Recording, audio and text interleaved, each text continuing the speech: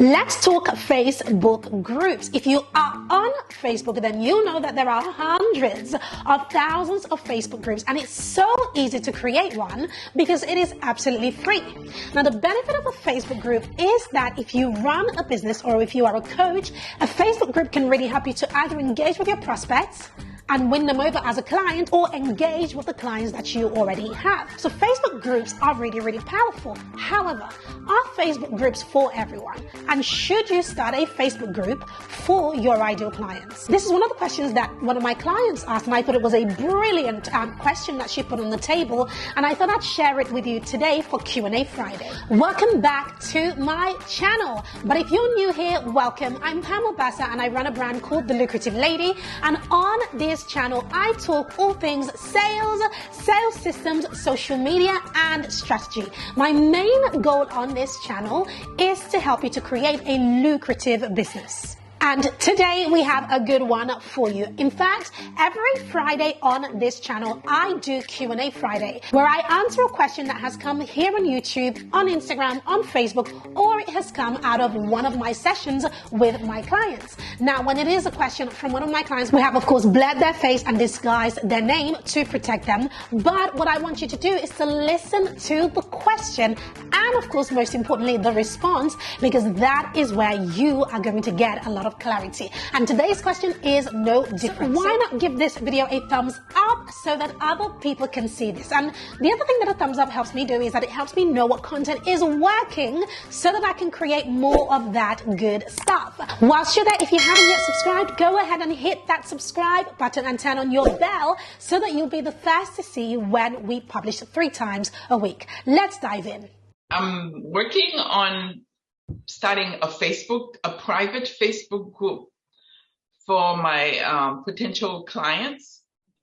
And also I was wondering, should I, because I see other coaches do that, should I send in my email list private invitation to it since it's new? Question to you. When you say a private group for my prospective clients, you already have a private group. No. This one is going to be different, Pam, and I already have a name for it. Okay. And what I'll be providing for them. It's where we would this group. It's where we would. This group will be health related, and that's where I would give hold classes on a regular basis. And that's where I would provide, values to them. Isn't your current group health related and where you provide value and tips? No, it's not private though. It's not really. It's a private group. I don't think I made it private. But that's just a button. Right? Okay. Yeah. Yeah, I could change it to make it private. Yeah. The reason why I'm saying that is that what I'm trying to discourage you and us and everybody is from I'm going to create even more stuff. Okay. i.e. I'm going to create more groups or more Instagram handles or more this or more that, because the more of these things you create, the more work you give yourself, because it requires a ton of management, right?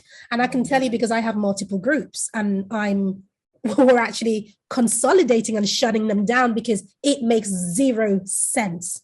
Okay. I can tell you that right now. Instead, what I want you to focus on is what I feel you're running away from. Okay. And that is hooking, right? We need to focus on conversions, not on creating more stuff for you, right? It's on converting people. We need to focus on talking to people, filling your current profile with new people. So, right, you're hooking within the same niche, but the issue that you're having, Yolette, is that you're talking to the same group of people all the time. You're not expanding your audience, because then when you're talking to the same people about the same thing all the time, what happens? They drown you out. They drown me out. They drown us out. You see what I'm trying to say? So you need to fill your audience. So if you remember in stage 1 in the program where we taught you how to use Facebook groups, tell me honestly, when was the last time you did that work? In terms of the work we taught in stage 1, I think it was week 6 or so, about going into Facebook groups and publishing in there. Other people's groups, publishing in there, in other people's audiences, and then having people follow you on yours, but publishing in other people's communities. Do that, but I don't do it as much as I would love to. Some of these groups, they have rules, and I'm afraid to offend them, and then they end up kicking me out or be upset at me. I understand. Now, do you know how you avoid offending them or being kicked out? Follow their rules. Well, besides following their rules, it's just by reading their rules. That's it. That's all you need to do, and stick within the remit. And then you don't have to be afraid of offending them. Group owners need content. Honestly, group owners need your content. So as long as you're not in there going, buy my stuff all the time, or schedule a call with me all the time, but you're genuinely giving, you're going to stand out. But if you keep talking to the same group of people, we're going to be in the same place. And that's the biggest problem. So like I mentioned in my response to that client, it is very important that you are streamlining your business. Don't just open a group for the sake of it. And even if it sounds like a good idea, I want you to always think about how much energy, how much time, how much effort it will take away from you. So if you already have a group, do you really need another one? And if you don't have a group yet, before you begin one, ask yourself this one question.